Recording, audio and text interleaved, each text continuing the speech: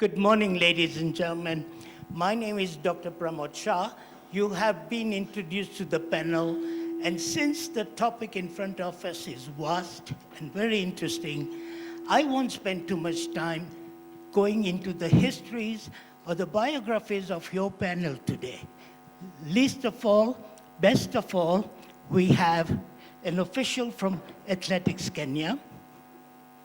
We have Dr. NTONJINRA, who is an anesthesiologist and also in charge of Red Cross. We have two athletes in the house. I'm sorry, names I will forget, but please do. And for the legal affairs involved in drug abuse, we have Mr. SHARAD, a well-known personality in Kenya. Just to introduce the topic today and to make sure that we know what we're talking about, allow me 2 to 5 minutes to just tell you what we're going to be talking about. Yes, we're going to be talking about the history of drug abuse. Yes, there are athletes around who have questions about what their rights are and what are the procedures involved in drug testing. So I will be briefly going through that and any legal aspects of it.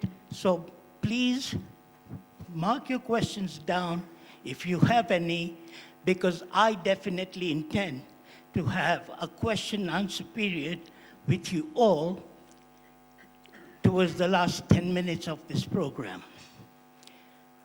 Drug taking in sports is nothing new. It has been going on for centuries. Athletes will use whatever edge they can get to go harder, stronger, and faster. It goes back to the ancient history, and as far back as 19th century, the Greek runners used to eat a diet of dried figs only before a marathon. So, in terms of how far the history goes, it's a long time. Why the word doping? Doping is actually from physics, and doping means introducing an impurity into a real good substance. The biggest example of this is when you are introducing in a pure silicon crystal, they put in boron crystals as an impurity to increase the electrical conductivity of those crystals. This is why you're all carrying your smartphones today, because this is how far the technology goes. And now, with the development of the technology and the availability of more drugs, drug abuse in sports is a big problem. How far does it go back? Like I said, it goes back to 660 BC, when the person who took dried figs and won a race. The first one that was really reported was in 1904, Thomas Hicks, an American whose partners ran alongside with him in the marathon and fed him brandy and strychnine. Of course, he collapsed at the finish, but his final words, and his medal wasn't stripped at that time, his final words were, "I would rather win this than be a president of the US." All right. I have talked about athletes doping and the problem that goes on there.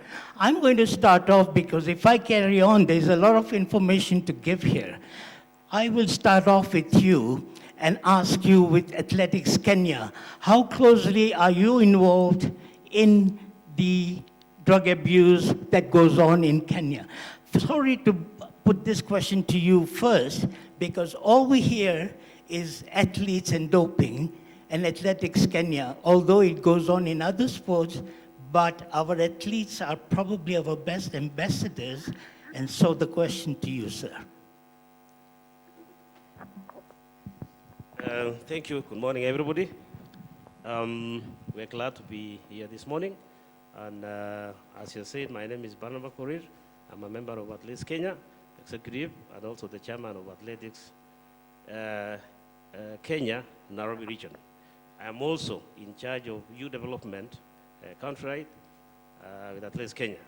Concerning the question you have asked, is that Athletics Kenya, we are facing a major problem as far as doping is concerned. You are aware that we are on the watch list at the moment with the IAAF. We were one of the countries which we are on a watch list because of the problems we are facing in doping issues. We have done our best to make sure that we educate our athletes to ensure that they don't use the banned substances as indicated by IAAF, AIU, and we are doing a good job so far. Although the trend is still high, we are hoping that in the near future we are going to make sure it reduces. Thank you very much. Is Athletics Kenya involved with Anti-Doping Agency of Kenya on a close basis? Yes, what we are doing now is about 2 years ago, ADAC was established as a body that was responsible for fighting anti-doping. We are working together with WADA. Also, IAAF, they have established a body called AIU, which is the Athletes Integrity Unit, which ensures that they also work with Athletics Kenya closely to make sure that we reduce or completely eliminate the issue of doping in this country. Thank you very much. This was my way of getting you to introduce you to what WADA and ADAC stand for.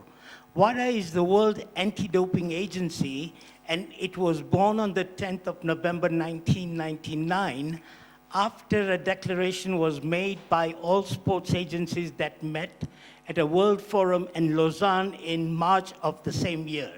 So basically, the drug testing and the official program started after 1999 at the first Olympics in 2000. And it was still not completely established then, and they went on into 2004 games before they started testing for drugs. But the history goes back to the late 70s.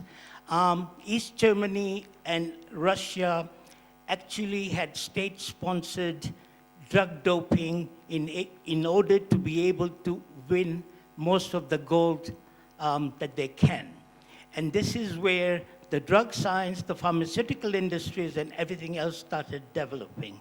So the list of the drugs is enormous. But after WADA was born, and since 2009, which is when WADA insisted that all governments or all countries participating in international events must have a doping agency. Kenya was a little slow. We doodled around for a bit, and in 2005, when we were almost on 2015, when we were almost on the verge of being barred from the 2016 Rio Olympics, is when we woke up and ADAC came around.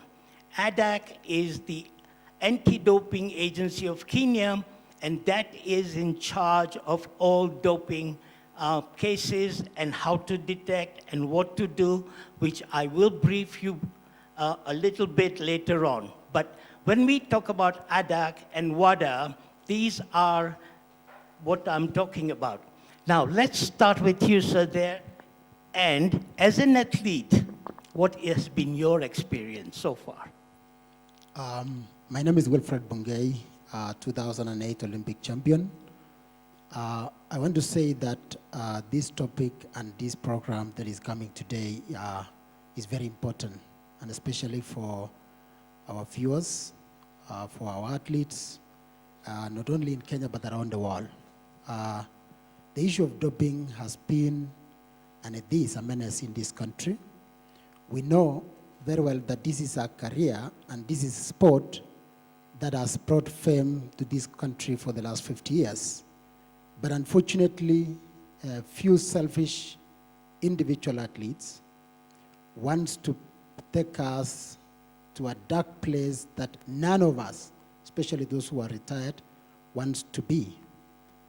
But I want to say this, that it is being done, as I say, the few selfish individual athletes who are seeking fame and money in a quicker way. And unfortunately, this one is happening because some athletes believe and think that the athletes who ran in the past might have been doping. I am aware that there are, I would say that very few also, maybe coaches and maybe agents, who comes and tells an athlete that so-and-so has not run naturally. I'm happy that Barnaba's KORIR is here, who is from Athletics Kenya, and I believe that he's aware that some people are always telling athletes that, for example, I was running 800 meters, and I remember some athletes who were telling me that, WILFRED, it is not possible to run naturally under 1:43, 1 minute 43 seconds. But I did it running naturally, and that is why I say this, that it is something that we need to intervene. I believe that doping issue should be, and I'm happy Rao is here from the legal side, that it should be punishable by law, because that one can deter our athletes from doping. If you look at the punishment we have, whereby you ban an athlete for 2 years, and then they are back, then somebody knows very well that nothing happens. If you go to countries like China, you are being jailed for doping, and that will deter our athletes. I remember back when it started around 2009, 2010, I said that it should be punished, and everybody was saying, WILFRED Bungei, you are too harsh to our athletes. But I say, look, this is a career that has been built by so many Kenyans for over 50 years, but we want to put it into the train. Thank you very much, Wilfred. I will come back to what you have said in terms of at least how far it has gone, but especially the legal aspects. And we have a legal person here, and I will go into that. Right now, while I'm also on with the athletes, let's have your experience, because the history is important before we go into what has been put into program, which has only been since 2016 in Kenya. Thank you very much. My name's Douglas WAKIIHURI. I've been an athlete for the last 30 years, majoring in a marathon. I've won 3 gold medals and 1 Olympic silver. As to your question, I think it goes back to where you come from, who you want to be. This is your life and who you're going to represent, whether it's your country. Number one is that you must understand that the responsibility that you get or you are given as an athlete to represent your country, it is very, very important that you probably leave the country standing. And what you leave behind will be judged, will be documented and put in history. You can make decisions of what you really want as a person, but that does not guarantee you that it is only for yourself.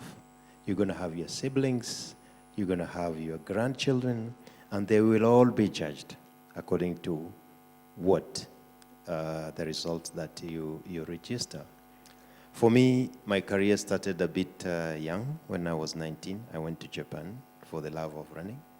I was coached very well. And my passion was to win an Olympic medal. And therefore, I think discipline is number one, regardless of who you are. This is not something you must be told. If you don't have it, of course, there are consequences of life. There are principles in life. And in every day that we live, we must make good choices in how you want to live, who you want to be, whether you're being taken to school, excuse me, whether you're being taken to school, you're being paid for your education. You have your small habits that change the courses because of what you think you can do very quickly and to get other things. We all know, and we have passed this exam, that a seed does not grow in a day. We all know that. But we fail to practice because we theorify a lot of things. Thank you. Thank you very much. Ladies and gentlemen, you can see that the problem that we're dealing with is really deeply rooted. You've heard from two athletes how it goes and how the onus is upon the athletes and their dedication to their country and the socio-psychological effects of this on the rest of the society. This can be a totally different group discussion on its own, and we will see if we have time later on. Right now, I think for the athletes in the house and anybody else who's interested, first I will ask Dr. NTONJINRA to talk about the different kinds of doping and drugs that are available, very briefly, and then I will tell you a little about how ADAC goes about following you and what are the legal steps that are already in place. We will definitely give at least 10 minutes to Mr. Rao here because the legalities of whatever we are talking about, although still in a little bit of a limbo, but when I read it, it is all Greek to me because legal language is not my forte. So we will get to that. Dr. NTONJINRA. Thank you very much, Dr. PRAMOD. My name is Dr. MUTHONI. I'm a consultant anesthesiologist and working also as a medical director for Emergency Plus Medical Services, which is an ambulance service that is owned by the Kenya Red Cross Society. Thank you for that question, and I'll just briefly discuss the different types of doping that we currently have. One is the use of blood transfusions, and there are two types of blood transfusions that are done. We have autologous blood transfusions, and this is where you have somebody donate his own blood. The blood is stored, and when he's nearing an event, then he has the blood transfused. This, of course, increases his hemoglobin level, and also that means that it increases oxygen carrying capacity of his blood, and definitely ends up in increasing his endurance. The other form of doping that we have commonly used is the use of erythropoietin. Erythropoietin is a hormone that is used to increase the synthesis of red blood cells. And erythropoietin is naturally produced by your body. But obviously, there are mechanisms in your body that regulate the rate of synthesis of your red blood cells. But now when athletes want to increase their endurance by increasing the oxygen carrying capacity, then they will take in or start using synthetic erythropoietin to increase the oxygen, the hemoglobin level, and thereby increasing your oxygen carrying capacity. The use of this drug, in as much as it is naturally produced by your body, is that there's a regulatory mechanism that your body uses to control the level of hemoglobin in your blood. And now when you increase the red blood cells, then you tend to thicken your blood. And this can lead to adverse effects like having stroke, having heart attacks, having formation of blood clots that end up with pulmonary embolism. And you'll have, an athlete suddenly collapsing as a result of dislodging of a clot. Of course, this all being adverse effects to using these banned substances. Another form of doping is, and I think this is one of the earlier forms of doping, is where you had athletes using performance-enhancing drugs. And some of them were, for instance, anabolic steroids. And this, I think, was commonly used initially by bodybuilders.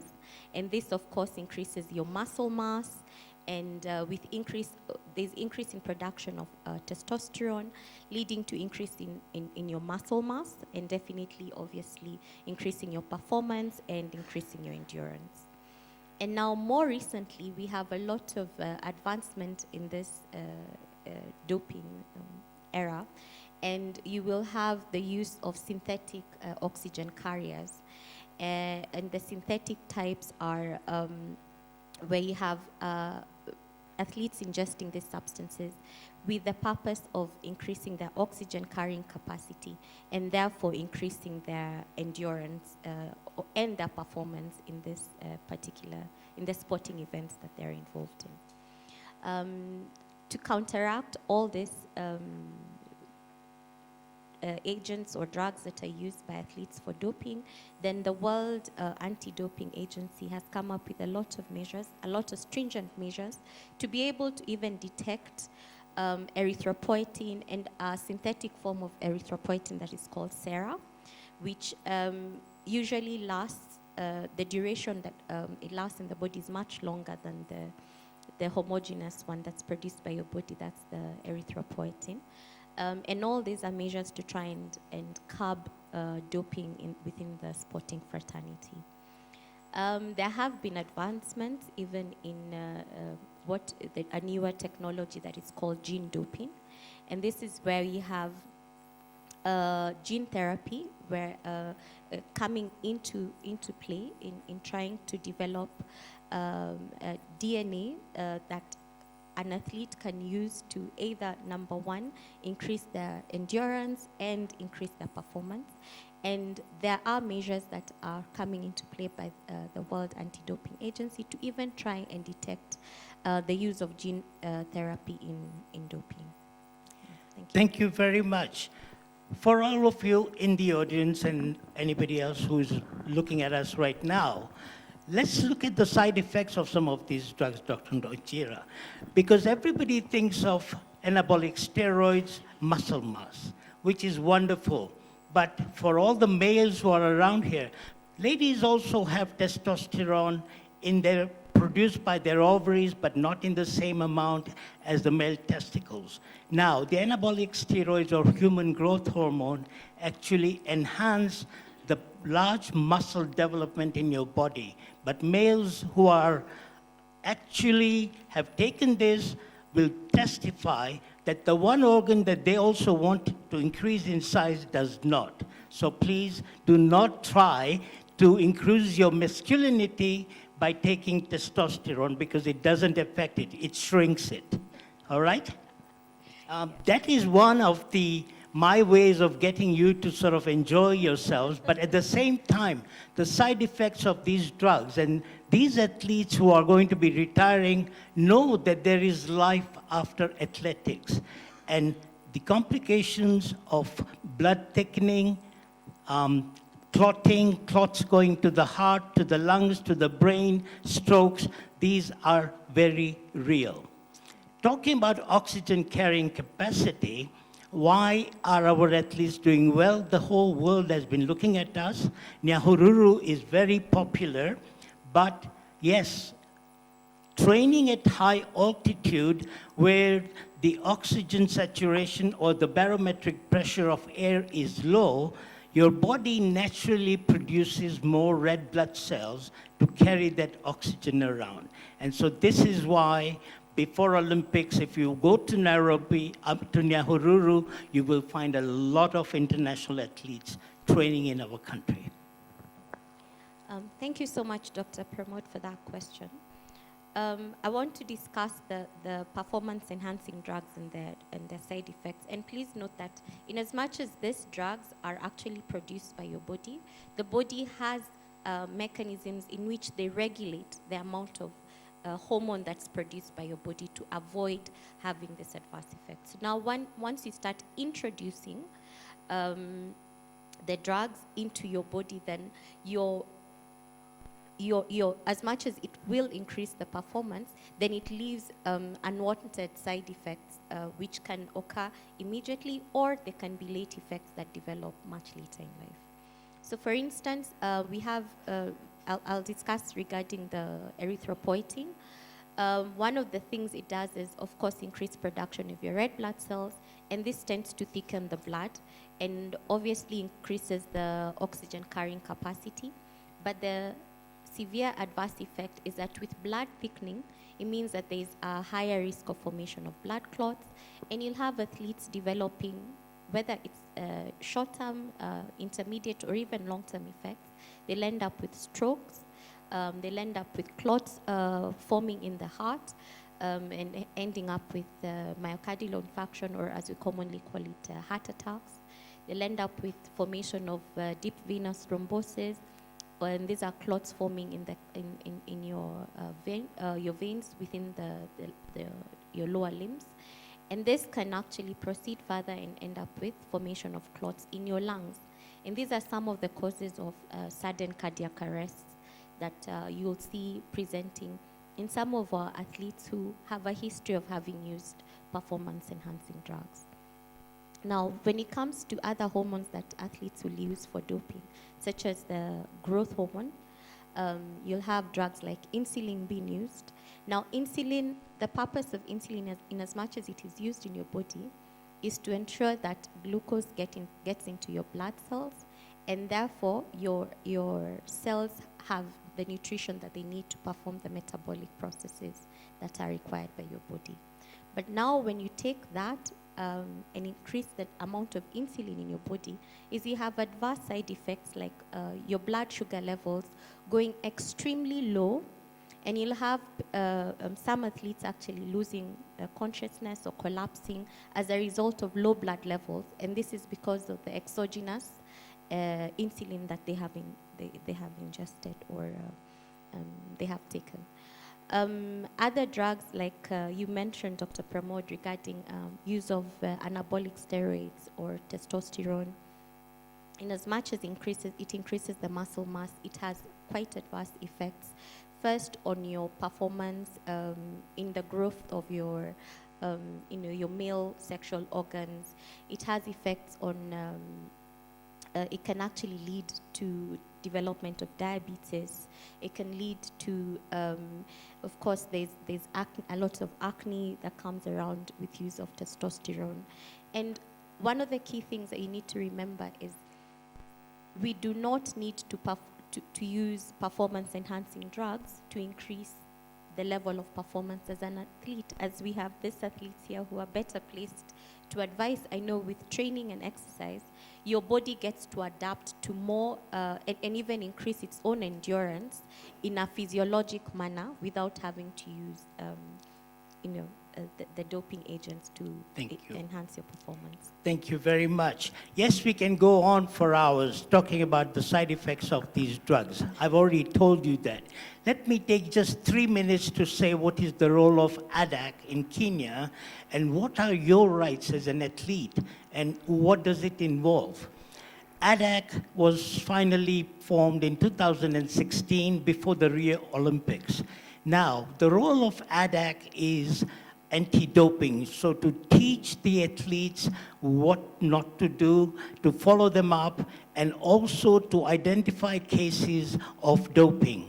Now, according to WADA, the World Anti-Doping Agency, each regional anti-doping agency, just like ADAC, has to have a list of people.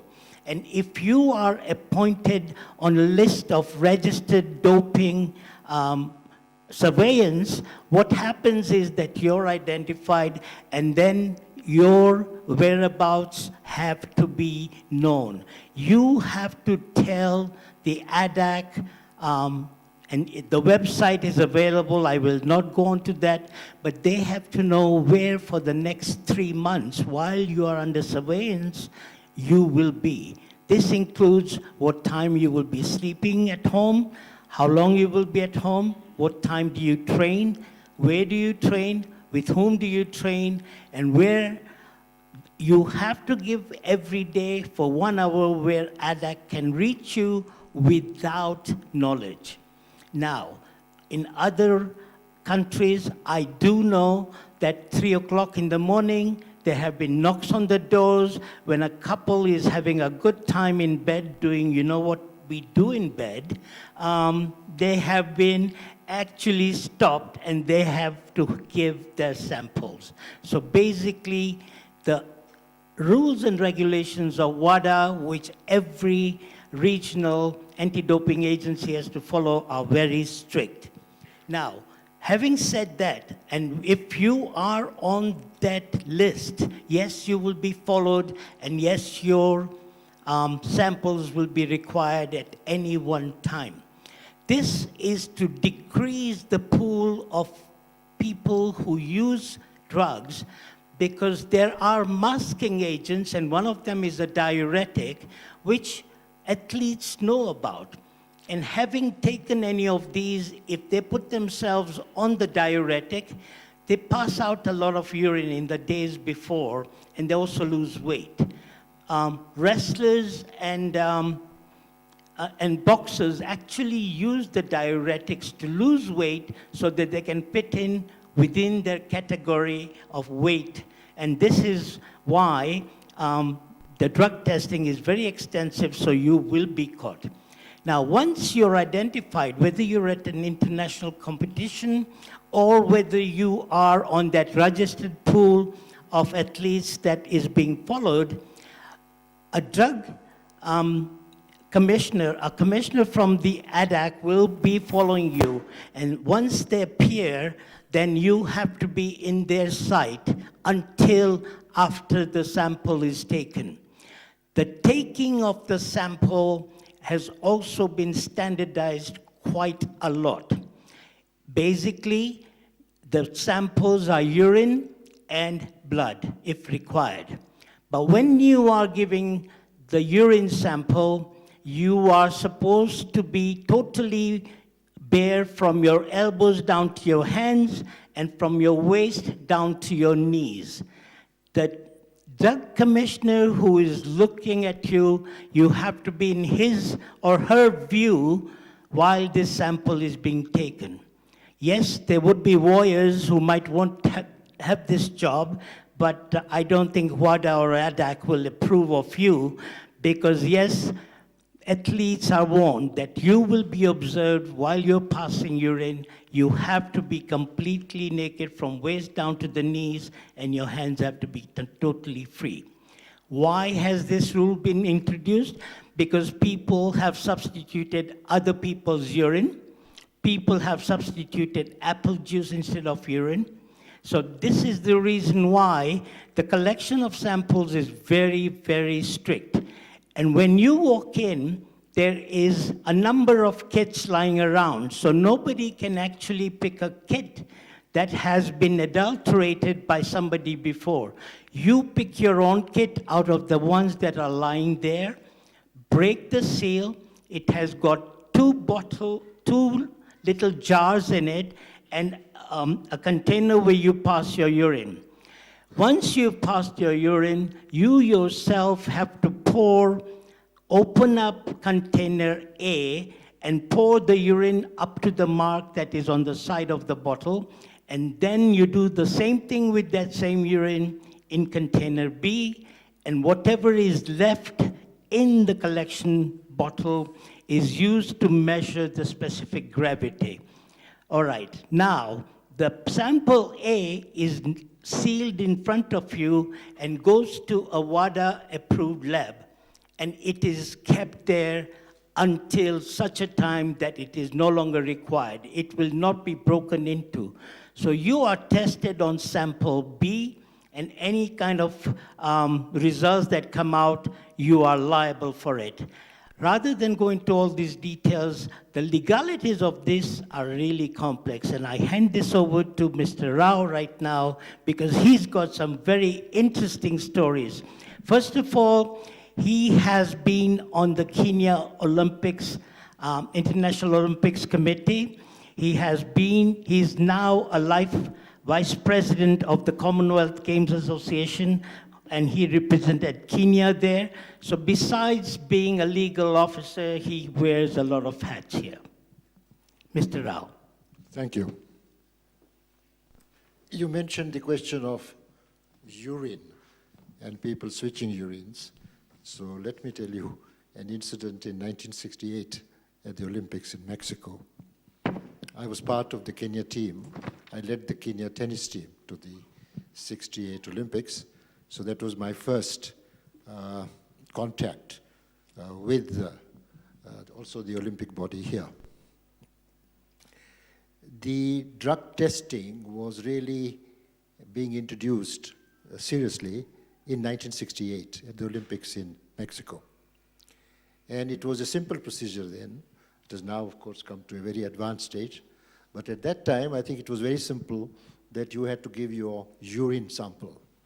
So one athlete, an American, young American, had given his athlete sample, and then he was asked to go, when it was tested, and then he was asked to go before a jury. Those days, you used to have a jury who would then question you on the urine sample that you had given. So this young athlete turned up before the jury, and the jury told him that, do you agree that your sample was taken from on such and such day, at such and such time? He said, yes. And he said, we now have the result, so we just want to have a few explanations from you. So the young man said, Mr. Chairman, let me tell you straight away.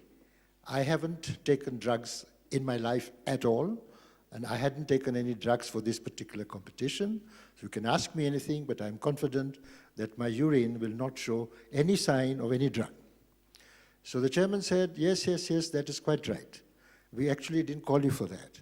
We only came to tell you that the test result of your urine shows that you are 3 months pregnant.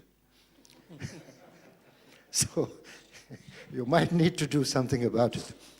So this is the kind of things that happen. In Mexico also, when you were talking of hormones, there were 2 hormones which were very popular in the 68 Olympics. One was, just before that, was called Dynabol. And then came the improved version of Dynabol, which was called the Maxibol. And the effect of that would be that your weight would increase. They said their performance would increase. Now, no one told them about the side effect the doctor mentioned. They said that your testicles would actually waste away. So that would very adversely affect your future sexual performance. So the side effects that you mentioned, I think are very important, and they are not being emphasized either by IOC or by WADA, all right? Nor, I think, by EDEC here. I think the emphasis has got to be not so much that by taking a drug, you are enhancing your performance, and thereby you are cheating on other athletes. That is what WADA says. That's what the IOC says. That the morals, the ethics require that you have a plain, open field for everyone, and you should not be cheating. But you know and I know that a person who steals thinks that he's going to get away by stealing. A person who kills someone thinks that he's going to get away by killing. What is really to be applied is he going to be caught if he does take a performance-enhancing drug? That's what you mentioned. And as you mentioned also about penal legal responsibility here, an act has now been introduced in Kenya which actually makes it criminal for you to take a performance-enhancing or any kind of drug. What is at issue is the performance-enhancing drug. Now, a person will take performance-enhancing drugs if he knows that he's going to get away with it, because his sole aim in that particular competition is to win the medal. As you gave an example of a marathon athlete who, when he collapsed, he said, I'd rather win this medal than be the president of the United States, which is true. That's what the athlete wants to do. He wants to win that gold. And if it means cheating to get that gold, he will do it. And so many students we know who go for their examinations cheat. They write the little formulas. We have done it ourselves on our farm and things like that to get away with. So that happens. So unless you have the fear that you're going to be caught, you will do it. Right? So 2 things are important. One is that we need to emphasize to the athletes that gone are the days when you got away with it. 99 out of 100 times you will be caught. Do not believe those agents and don't believe those doctors who tell you that there is enough masking effect, this particular drug will not be detected. That's a risk you are taking. Your entire career you are putting at stake by taking that drug which your coach, your agent, or your doctor has told you is not going to be detected. But what if it's detected? And that's what's happened to so many of our top athletes here. They have taken, particularly EPO, there is a gang operating, there is a cartel operating. You will confirm that. In Eldoret, in Kapsabet, in Iten. These chaps specialize. They call you in, they take 5,000, as little as 5,000 or 10,000 shillings to give you an injection for EPO, assuring you that it's not going to be detected. Now, don't be misled by it, because if you do that and you are caught, your entire life, whatever you may have achieved, the number of medals you may have achieved in the past, is completely destroys you. So that is one aspect that we need to stress to athletes, that by taking a drug, you are really risking your entire career. Don't do it. But the second thing, and that's what came up here, are that we should also emphasize the side effects. And the side effects are very, very severe. Quite apart from the sexual performance, where it has an adverse effect on your sexual performance, there are other things like your kidney failure, cardiac arrest, all kinds of things. And this is what we should be stressing to the athletes. I have done my best at IOC, at WADA, at various forums that I've spoken. And I said our emphasis must be on that what are the side effects of taking it, rather than the aspect that you're cheating another athlete by taking a performance-enhancing drug. So that, do I answer? I'm very happy what you've just said. Now, I will form my second question, having informed you that in all of this, ruining your life or whatever, but the minute you are identified by an ADAC or you are a competitor, and with the sports federations that I represent and our athletes have gone overseas, I have taught them what, and they have been tested. Whether they went in for the shooting or whether they went into the Olympics, our athletes are tested. They need to know this. Now, what are your rights when you do this? Make sure that you understand everything. You have to make sure that whatever you're being made to sign is definitely something that you understand. You have a right to a translator, but let me tell you one thing. If anything is found in your samples, you lose all those rights. This is one part of the law where you are not judged to be guilty until proven otherwise. This is you are guilty until proven otherwise. Can you? Yes, that is what we Please. call the strict liability rule. When your urine gets tested, and there is a prohibited substance in that unit, all that the WADA or IOC has to establish is that that is your urine sample and it contained a prohibited substance. Once they've done that, they've discharged their responsibility, and the onus shifts on you now to prove otherwise. And even if you prove, if you allege that you were ignorant, you did not know what you were taking, that's not good enough. Now, how that rule came in is that just before Atlanta, I chaired a panel where an Australian swimmer, I think her name was Samantha, had been barred from taking part, and she was not allowed to be selected for the Atlanta Games. Now, what had happened in her case was that one day she had a headache while they were training, and her coach brought her an Australian equivalent of Panadol. What he brought, the cover was quite, she couldn't even read what it was. Obviously, she would rely on the coach. The coach said, "This will stop your headache," and she took it.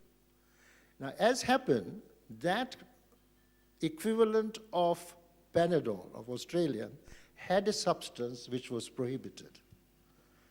And although it was accepted that she didn't know, and she had relied on a coach for that, she was banned from taking part in the Atlanta Games. Now, when I chaired that meeting, I persuaded my two co-panelists, the members of the tribunal, that we should give her a chance, because it is quite clear that she had depended on the coach and she was not really responsible. So we allowed her, and she actually won a gold for Australia in Atlanta. But the Swimming Federation, the International Swimming Federation, was extremely angry with us for having let her go. And after that came the strict liability rule. And if you remember, in the 2000 Games in Sydney, there was a young gymnast, She came from Romania.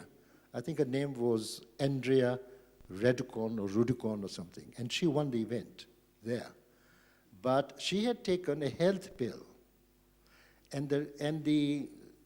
it was when they looked at it, there was no prohibited substance shown as to be contained in that particular pill. But she was held responsible. She was found guilty of having taken a substance which was on the prohibited list. So in the 2000 Olympics, what they did, they stripped her of her medal. But because they were satisfied that she didn't know about it, they didn't pass any sanction against her. But her medal was forfeited. So that is how strict that rule is, and I think the athlete should be aware. Now, where we fail from Kenya is that we get a lot of material from, maybe if it's the Olympic Games, from the IOC, if it's the Commonwealth Games, from the Commonwealth Games, instructing the safety mission, instructing the managers, instructing the doctors, instructing the coaches as to what they should be doing as far as the athletes are concerned. But in practice, it doesn't happen. There's a whole pile of material. It goes in the drawer. The coach hasn't read it. The doctor hasn't read it. The manager hasn't read it. The safety mission hasn't read it. And therefore, the athlete does not know about it. So it's very, very important for those who are in charge of the teams to tell the athletes what is required. Now, when you are an athlete at that level, am I right? You were the first one to win a marathon medal for Kenya. The first one ever. Marathon was never our event. He was the first one when he was in Japan that he won the gold in marathon. And since then, as you know, Kenya has been on the top of every marathon event since, but he was the first one. But it is important that you realize that when you are an athlete of that caliber, what you eat, what you drink, even the Coca-Cola that you drink, you must be sure does not contain a prohibited substance. Otherwise, you are doomed forever on the strict liability basis.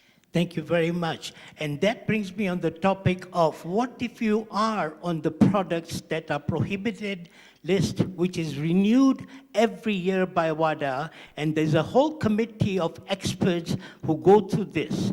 Now, these are all chemical names, and you can be on a blood pressure medication, or let's just go back to what Mr. Rao just said about taking Panadol. Panadol for sinuses or Panadol for cold contains something called dextromorphan, and that is a derivative of cocaine. When you take that pill, for the next 2 days, your urine tests positive for cocaine. So here you have gone to a pharmacist because you have got the sniffles or a cold the day before. In Kenya, the pharmaceutical distribution and dispensing of drugs is yet to be strictly adhered to. So you can get whatever you want to from your neighborhood pharmacy because he knows you, and you might be ingesting something that will show up as a prohibited substance. So basically, my word to any international athlete going for any competition is that 4 weeks before you go for this competition, whether you have blood pressure problems or whatever, apply to ADAC and get a therapeutic use exemption.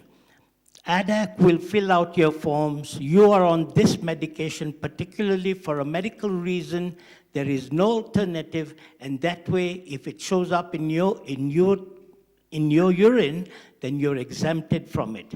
But once again, even that people can abuse, because you can say you are on a blood pressure medication and you're taking a beta blocker which reduces your pulse level, and it also reduces your anxiety level.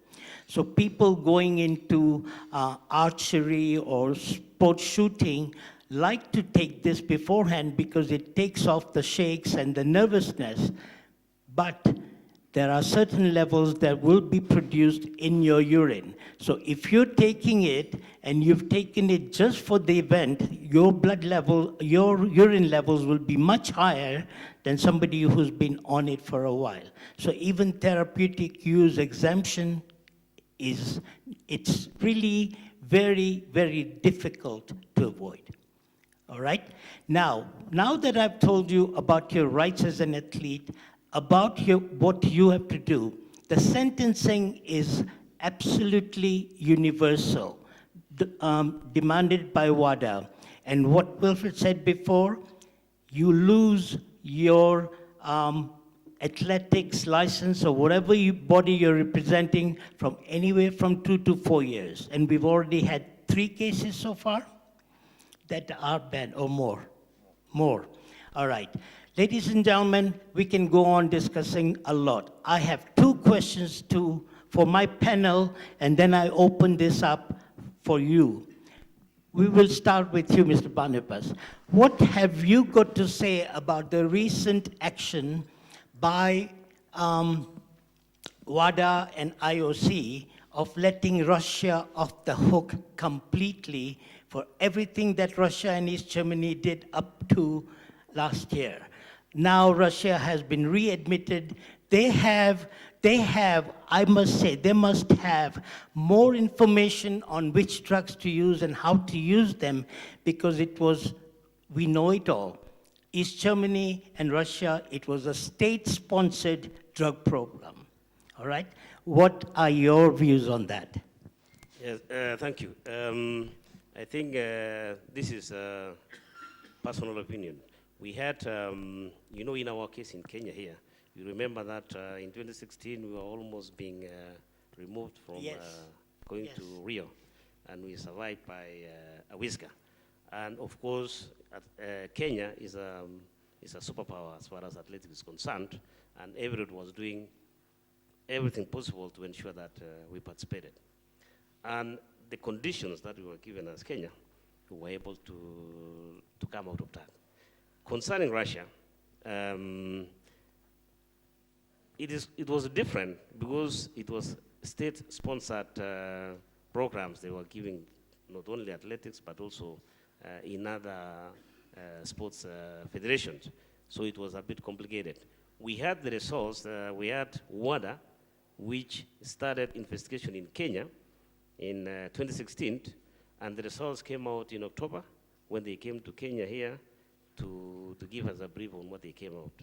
And they found and concluded that in Kenya here, it is unsophisticated, the way our athletes are doing the doping. The state is not involved, the federation is not involved. It is basically the athletes. When it came to the issue now of Russia being reinstated, you look at the history of what they have done. Of course, Russia is a very powerful state also. They are very good athletes. And whenever we go to the Olympics or World Championship, it's always competing with USA and other top countries. I know we are going to be running out of time, but I do have a question for Wilfred and my colleague here on the right. As 2 athletes who have been through this, Wilfred, you and I sat through all the negotiations in 2015 at Kasarani for ADAC with the WADA representatives, and you and I both know how it goes. Are you satisfied with what was decided, one thing, and how would you change it? My question is more specific. This goes deeper because the pharmaceutical industry, which makes millions of dollars on the drug abuse in sports, is actually promoting coaches and teaching them about the new stuff available and how to use it. How do you 2 propose that we tackle that problem in Kenya?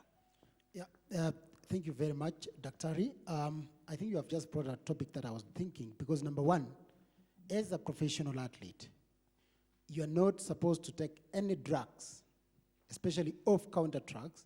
You go to a pharmacy, as you said, some drugs like Kofta, Strepsils, Dr. Ari will be in a position to tell us, but I know of athletes that has been banned for using Kofta because they have a flu. But as a professional athlete, I remember back in 2001, I got sick and I was admitted in an hospital. I was given some drugs, and immediately my agent came to Kenya, and he realized that where I was, drugs that I would be given may be banned. Some of them may be banned. And that's why you say that some athletes are using some drugs without their knowledge. But when it comes to EPO or THC, it's a drug that you get it from an injection. And any professional athlete knows very well that I cannot be injected on anything unless I've contacted my doctor or your federation or WADA for that purpose. And as you said, that are we satisfied with the decisions that is coming up? For me, there is no any other way that we can sanitize professional athleticism in this country or around the world without harsh punishment. That is something that I think we should be able to push. For this country, I think the ADAC has a lot of work to do in terms of sensitization for our athletes. I believe that they should be able to go to every training camp so that they can tell these athletes what is their right and what they should know. Because without doing that, absolutely we will be tarnishing our country. Just to touch on what Barnabas mentioned in terms of Russia and what you had asked him, during my time of athletics when we were running, sometimes we would have reservations on some of the athletes because as a professional athlete, there is no way today that you will run, for example, 800 meters or for marathon for that purpose because majority of us knows. There is no way that you will have an athlete running 2:08 in a marathon and then 3 months, 4 months down the line, they run 2:04. That is not possible. There is no way that you are running 1,500 meters with 3:40 and then within 2-3 months, you are telling us you are running 3:28. There must be a progression in terms of the performance. And that is why I think WADA at the moment, there is what we call taking your samples and then they're able to see how you are doing. I think you understand, as Dr. yourself, what they do, whereby they film the progress on, especially those athletes that maybe they go for altitudes, they take the drugs, as Dr. said, they remove your blood, and then after that they inject it. That's your biological passport. Exactly. All your timings that you've done before, whatever you've done, periodic testing, all your biological data is then preserved. Exactly. And then last but not least, I believe that always anyone who wants to cheat, they are always ahead of those who are testing. Exactly. Because if you look back to 2000, we never had THC, we never had EPO. But currently, these are new things. Yeah. I know of athletes I cannot mention here by names that competed for 7 years, and then they were found later on that they used these drugs in 2000. They were found in 2007, and yet they have been using performance drugs from 2000 all the way to 2007 is the way when they were found that they had used THC, which was not banned. Yeah. And that is why I think it takes what Rao said, that it is about sensitizing our athletes more on the side effects, because no one wants to be on crutches when you are 40 years old. Thank you. And what would you do if you were in charge, let's say, instead of Mr. Barnabas there or in the sports ministry? How would you change it, or how do you look at this? Thank you very much. I think for me, number one is we have been focusing on jails and punishments, but we have never come back into our houses and traditions and understand where that begins. How much do we enhance taste from just our kitchen? We have salt, we have sugar, we have pili-pili, we have kachumbari. All this is a development behavior that begins in our house. Yeah? You want to drink coffee, you must add tea, you must add, you must add sugar, you must add milk. These developments begins and it becomes quite large in life. The next thing, we had TV in the home. Now you want to go to the home theater to watch. This is an enhancement of things. But for me, changing it first and most is to understand it is called Pharmaceutical and Poison Board. All right? We understand that what it means. It means the right poison and the Panadol you take, they are both poisons. So the more you take them, the more you intoxicate yourself. And it will be much better to live a life without supplementing things that you can get naturally. Sometimes I try to understand that animals feed on grass alone. The only supplementation they get is maybe salt, now and then, occasionally, and they grow big, they grow their muscle mass, and we are okay with that.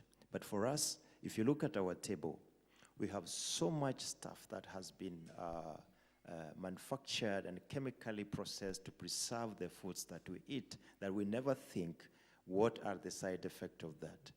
Are we over eating our menu on the table, and yet we are performing less? We have more knowledge of understanding, analyzing each and every chemical that we have, and yet we have the urge and the urge of increasing more, wanting to perform better and faster. So for me, I think basically it is you as a person to be disciplined enough and understand that you don't have to go to jail to be corrected how to live outside the jail, okay? Being punished because of cheating, it's not the best way of life. Thank you very much. Ladies and gentlemen, we can go on, and I will ask each one of my panel member one question. But before I do that, I think the lesson to take home is that if you don't know what is prohibited or not, please go on the website. WADA has got a big list. ADAC has got the same list. It's the same drugs. The only problem is that we are giving you the names of these chemical compounds, but they can be stored in anything that you buy over the counter. So if you are going into athletics or any competitive sport, please, please, please consult a doctor who knows about this and what he's doing. I'm sorry to say, in my own profession, there are people who don't know about these things because they're not informed about it. The second thing that I would like to have touched on was, it is your honors, but at the same time, how do we get this information across? And I think part of this should be daily education. Things have changed drastically from the times I was born. Families are not the closed units, and the supervision in the families is not the same. We will not go into that. My final question, and 30 seconds to each one of you, is to be able to disseminate this information amongst our athletes and the population in Kenya. What would you as a person do if you were today's sports minister? Mr. Rao, I would start with you. You know, we have to understand that there is a difference when you are talking to athletes from developed countries and athletes from underdeveloped countries. I've had instances where athletes, weightlifters, say from India, when they were found to have had some drugs which were performance enhancing, didn't know actually how it came into their substance. Now, you know, when we go to a doctor and the doctor gives us some medicines, we don't ask. But in Europe, they will ask, doctor, what are you prescribing to me? And if you're an athlete, you will want to know if it contains any performance-enhancing drug. We don't ask. We take, the doctor says, take the blue one at lunch, take the yellow one at night, and take the green one tomorrow morning. And we do that without realizing that those particular pills that we have taken could be containing some performance-enhancing drugs. So I think it's important, I think for ADEC now, knowing that these are the problems, to analyze all the products, and particularly the products, one, to educate them on what they should do. If you are an international athlete, these are the precautions that you must take. If you're going to drink that Keringet water, you want to know, does it contain any prohibited substance? Now that ADEC can take it on. They can analyze all these and tell the athletes, do not buy, say, Nescafe, because it contains this, or don't buy a Brook Bond tea because it contains a prohibited substance. That's not difficult to do, because if you go, he goes to the supermarket, he will know, I don't buy Keringet, or I will not buy Nescafe, or I will not buy Brookbond. You see, so that education, he has to be educated on that. And that responsibility, now that we have ADEC, it's their responsibility to see that they do this.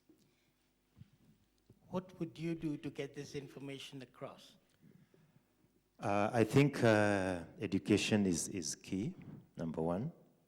And most of all is to be responsible on exactly what you are going to take, whether you're going to be sick or not. I know that sickness is something that we can't avoid, but when it happens, we all must understand there are two ways. The consequences are there, repercussions are there, side effects are there. Not even in the normal circumstances that we eat, we understand that when you eat more and you're not active, of course you gain weight, right? And by the fact that you've gained weight, it becomes very expensive for you to try and lose weight, because you're going to try dieting, you're going to try all sorts of things. But it is just very simple. If you don't want to gain weight, please don't eat excess. And if you have to eat excess, just do some physical activities. You can run, you can cycle, you can swim, and there's so many. So basically, it is education, and get to have a good discipline and understand and ask questions. Don't just take it because it tastes good. Thank you. Wilfred, 30 seconds, please. Yeah, Daktari, I think you said, what would you do if you are a CS for that matter, especially to be able to improve this? I think funding is very important. Especially we are Kenyans here, and we know any CS who is put in the ministry of whatever it is, and sports, they always say it's a lean ministry. So I believe that ADA cannot work without funding, and funding is what the sport needs in this country. And I think, for a very long time, we have always ignored our sportsmen and women, despite the fact that, they do a lot of marketing for this country, regardless of what you do, whether athletics, rugby, and anything you do. So I believe that if we can fund, the information can be down there, and many of our athletes will get out of using drugs. Thank you. Before we go to Athletics Kenya, let's just have Daktari's 30-second opinion of what she would do. And my question is the same to you, but I will add on to it. Daktari. Okay. Thank you so much, Dr. Pramod. For me, my emphasis would be to encourage the different agencies. You have ADAC, you have WADA, you have Kenya, the Pharmacy and Poisons Board, you have the medical associations.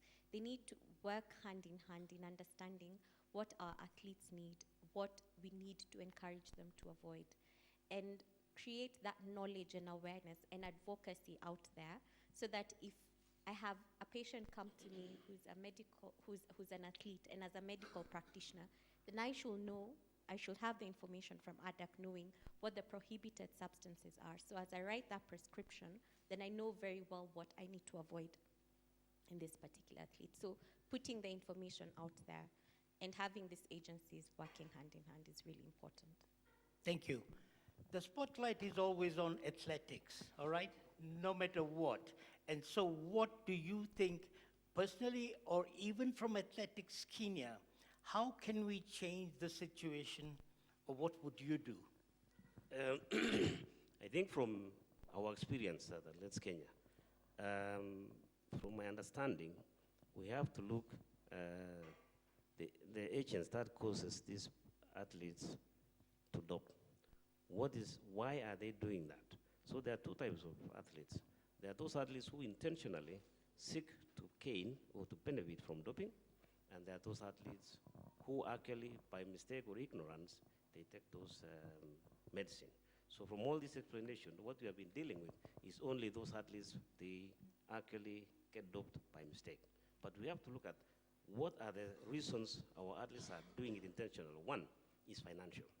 Exactly. So this issue of financial is we have to go back now to the economy of our country. Why does it happen that way? It happens because of the poverty we are seeing, and they have seen, even the community themselves, they realize that their children are benefiting more when they compete, and to the extent that they don't even encourage them to go to school. So education is the key. And where do we start education? We go back to schools, primary schools and secondary schools to start educating them and encouraging them that they can do much better if they go to school, they study, they benefit from running the way we did. I also went to school through scholarships, and through education, we learned that. But you see now, when we go to the second part, the ones now who do by mistake, therefore, they need to be educated on the substances that they have to use, which of course, in at least Kenya, we have done that in cooperation with ADAC, AIU, and WADA. That's what we are doing now by sensitization, teaching all of them. But the most difficult one is the financial one that they want to dope so that they can make money. That is the most difficult to deal with, and that is what we are facing now. Well, I fully agree with you there. Thank you all very much, but we are still here for the next 5 minutes. Questions from the audience, please.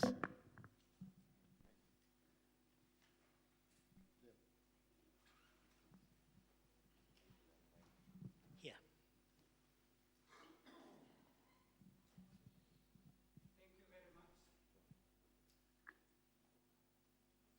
Thank you very much for the panel for such a wonderful presentation. My name is Donald Kigali from the corporate sector. I'm the head of marketing Flight Tracer. A word of congratulations to ADAC. We've been involved with them in about 4 events where they've done a lot of sensitization. This is in Iten, Kapsabet, Eldoret. It's a good work. Keep it up, scale it up to other regions. Reach out to corporates. It was possible because we had corporate sponsoring viewership for New York Marathon, Chicago Marathon, and Berlin Marathon. So it is possible to incorporate the corporate sector. Number 2, there's another epidemic that has been overlooked. There's extensive and chronic doping for bodybuilders, especially those who are interested in being bouncers for clubs.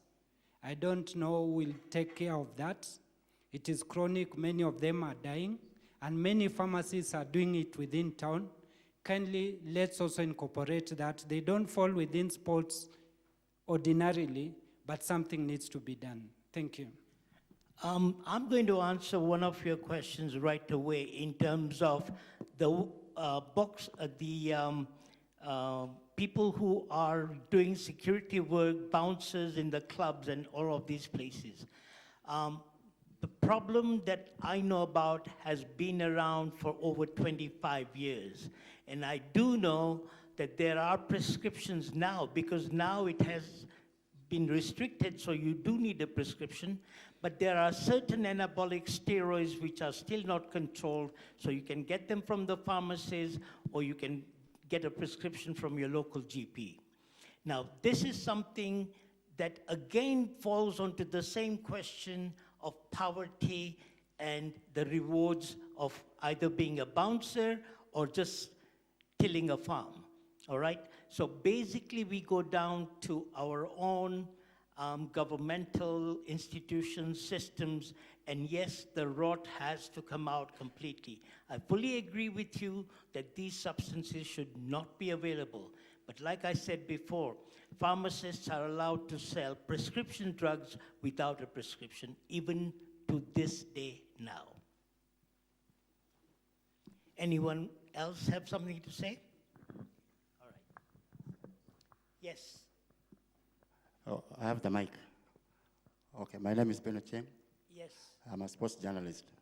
So from where I sit, we have had complaints against ADAC that they only concentrate on athletes or young runners, and to some extent, maybe rugby. We have never heard of them maybe testing basketballers and other fringe sportsmen and women, from other fringe disciplines. Is it true that you only concentrate on athletes and maybe rugby players? Thank you. I'll let you answer that. Yeah, I think, thank you, Wano Cheng. Since the inception of ADAC,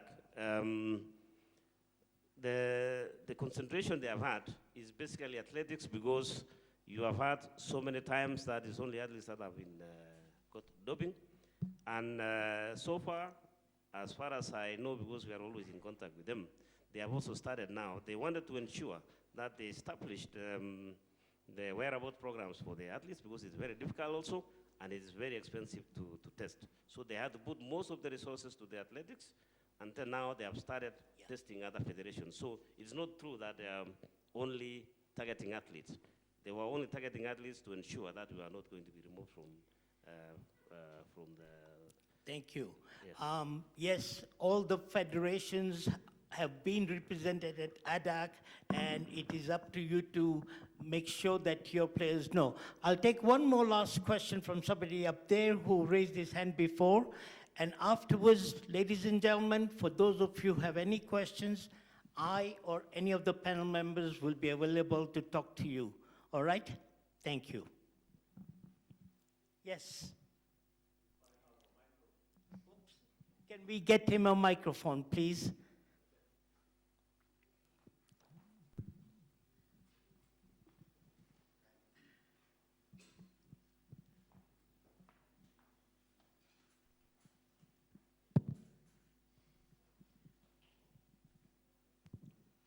First of all, I would like to thank the panel and the way, Dr. you have run the affairs of this particular discussion, a very serious discussion.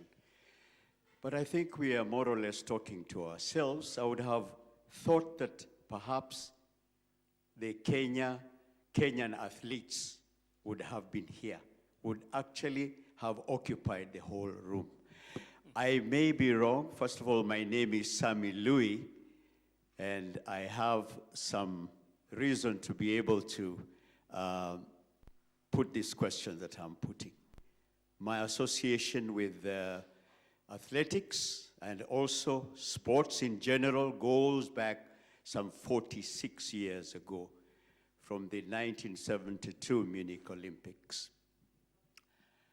I understand, and I could be corrected in this one, that the athletes of this country, if you're an active athlete, really your relationship with Athletics Kenya is at a hands-on distance.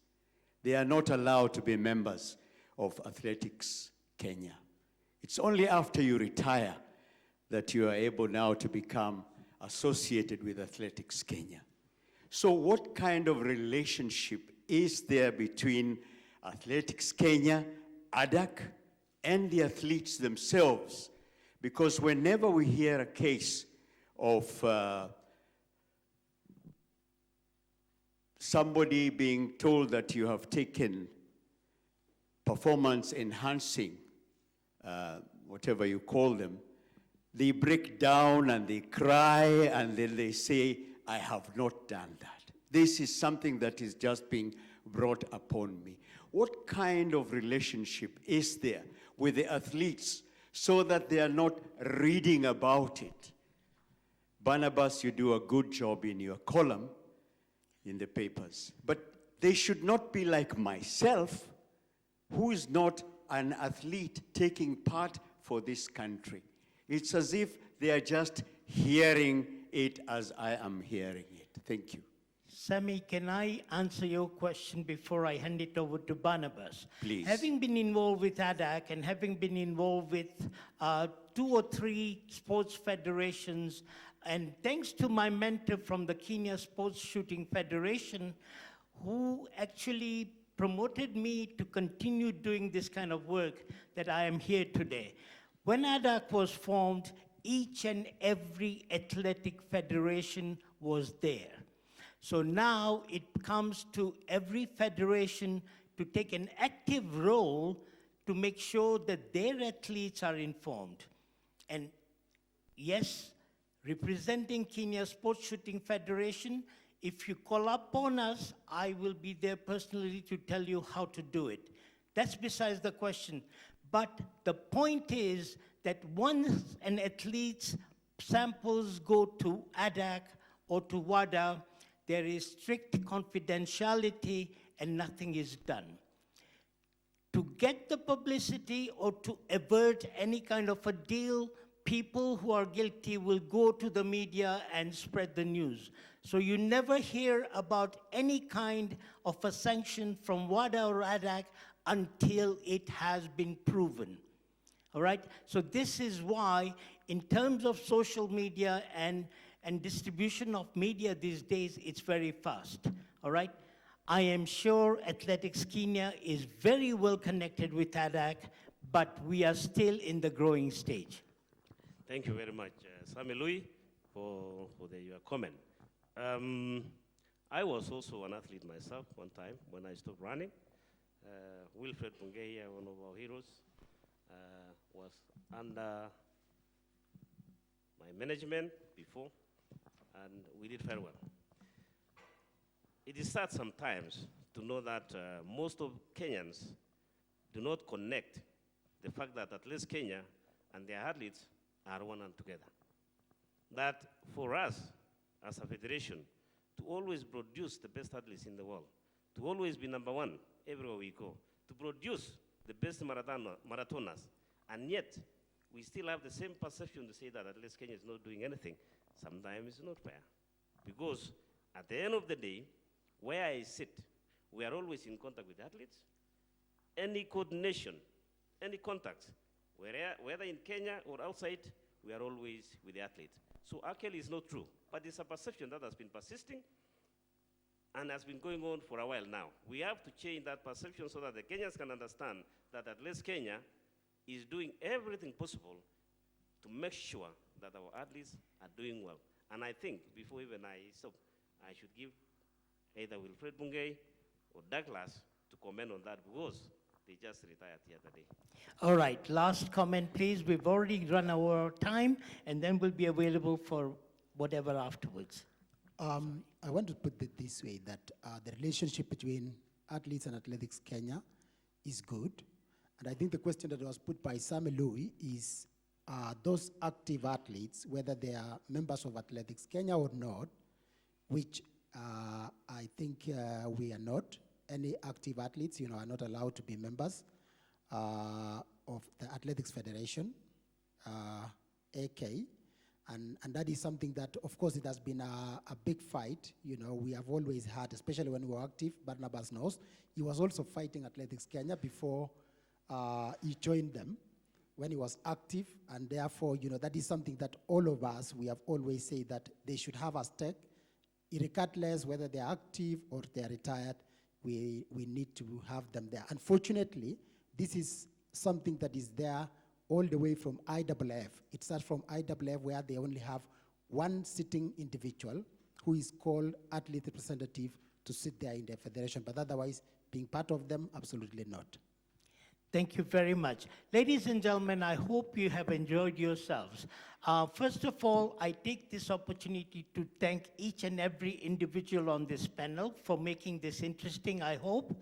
And my last thank you goes to Kenya International Sports Film Festival for organizing this. I can see that this is a very well-organized event, and I hope to be seeing more of this because these are the kind of fora from where we can get the information across to the public. Thank you all, and like I said, any other questions, I will be ready to discuss them with you in the foyer. Thank you. Thank you, thank you, thank you, thank you.